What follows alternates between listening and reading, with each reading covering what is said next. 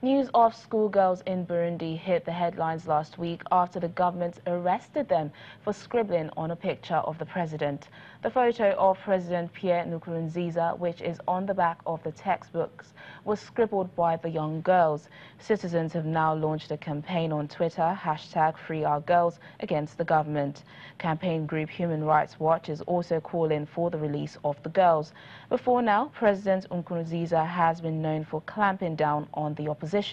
The girls arrested are of age 15, 16 and 17, and if charged, they will face a minimum of 5 years in jail. Joining us now is a human rights activist, Olatunji Larry Bariwa, to discuss more on this. He joins us from our Abuja studio. Hello, and thank you for joining us on the program. Thank you, Tony. Thank you for having me. Yeah, sad, tragic story, quite surprising as well. What was your initial reaction when you heard of this story? First, I was shocked that an arrest warrant could be issued for a 13-year-old, for 14, 15, and I think about 17-year-old girls.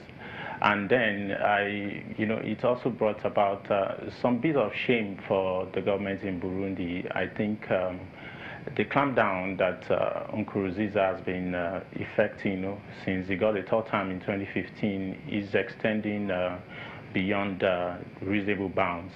So it's actually very annoying, and I'm disappointed. I think it shouldn't be allowed to stand, and I'm not surprised that there's an uprising and that the people are gathering. The Free Our Girls hashtag is gaining trend in the country, and it's going to be a unifying advocacy for a lot of the opposition figure and the citizens' movements in the country. Well, like you said, this story is getting a lot of, well, it's trending now. But do you think this is enough to help these girls? Oh, you mean if the advocacy and the trend? Yes, that we're getting, if it's enough now. It might be able to cause the government to halt and rethink its strategy and probably withdraw from prosecuting the 3 girls remaining in his custody. I think, governments have a way they panic about activism, and I think this particularly was just a wrong move and a wrong strategy. Rather, what it has done is energize opposition to the government.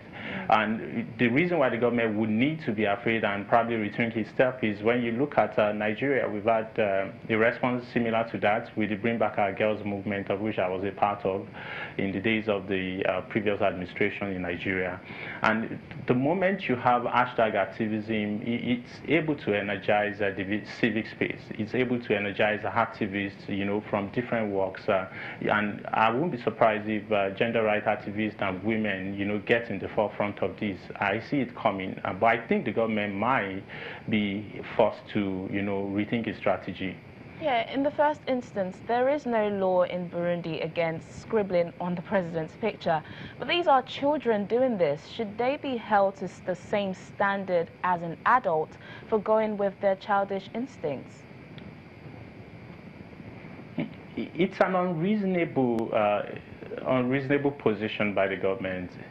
Whatever the girls have done, I think it's within their, freedom of right to expression. It's within their freedom of fundamental human rights. I could do anything with a book that belongs to me. They are students, and you could expect anything.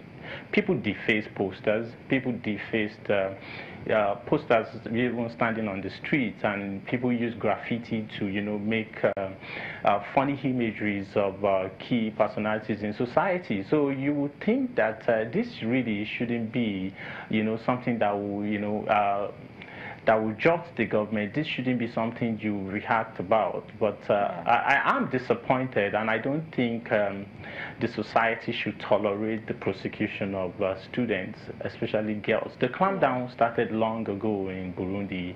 The UNHCR withdrew from Burundi for I think about a year or so ago, and even before that, they shut down their operations for about 2 years. And the country is particularly notorious for clamping down on activists and the the opposition figures. And even the president seemed hell-bent on continuing in office. And that's the problem that you have with people who have hidden agenda, people who do not have the mandate of the people to continue to rule. That's the problem with Burundi. Well, there's a thin line, isn't there? There's clamping down on opposition, but there's also being a child. What rights should a child have in this regard, just living in a place like Burundi? No, it's the same. It's the rights of every human, of every child, of every girl in different parts of the world is universal. It's common to everybody. The rights of a child in Nigeria should be the same with every child in Burundi. It should be the same with every child in the United Kingdom or even in Brazil. So I don't think we should hold African countries to a different standard, which usually it's debasing and it's annoying and ugly. And the trend has, if you look at this, it's a culmination of the recent clampdown on social media platforms across the African continent. It wasn't just Burundi. Uganda had the law that it was passed. There's a levy placed on social media use. You find the same thing in Tanzania under the present president. You find similar law in Zambia where calls through social media platforms like WhatsApp and Skype are also being built. You find a similar trend. There was a bill was proposed in Benin Republic sometimes last year, and it had to be withdrawn.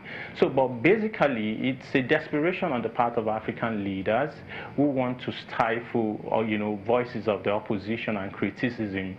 But also, we must hold African continent to the same standard that the same standard we see in the United States of America, the same standard we see in every part of the world. We have to abide by the same standard. Yeah. There's no rule that said that we have to hold ourselves to lower standards. Why would you arrest a 13-year-old? Why would you want to prosecute a 15-year-old? And then there's an intent. If they end up prosecuting them, you're likely going to have these girls in prison for 5 years. It's unbelievable. It's ridiculous. Yeah. And this is the time you expect the African Union to show some bites, to show some, strong will, not just to be there like a toothless organization. You can. There's a lot that is, going wrong on the continent. Dictators are running riot, and we need to put them in check. And the African Union is one of the most credible platforms to do that. And you find activists and advocacy groups can only do so much. Yeah. When the clampdown starts, people start running and seeking asylum in other countries. But if African Union is able to compel everybody, every country that's a member of the Union to certain standards, let's hold ourselves to the same account. You can't just keep trampling on human rights in your country and you want to sit in the Committee of Nations. It's unacceptable. Yeah. Human rights activist Olatunji Larry Bariwa, I do hope we have a good end to this story. Thank you for joining us on Network Africa. My pleasure.